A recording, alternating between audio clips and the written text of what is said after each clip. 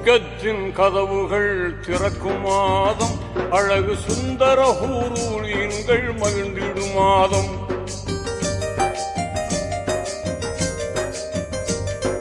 சொர்க்கத்தின் கதவுகள் திறக்கும் மாதம், அழகு சுந்தர ஹூரூரியன்கள் மகிழ்ந்திடும் மாதம்.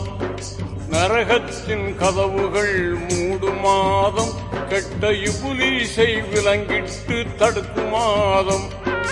நோன்பு வைத்தோர் துஆக்கள் எல்லாம் ஏற்கும் மாதம்.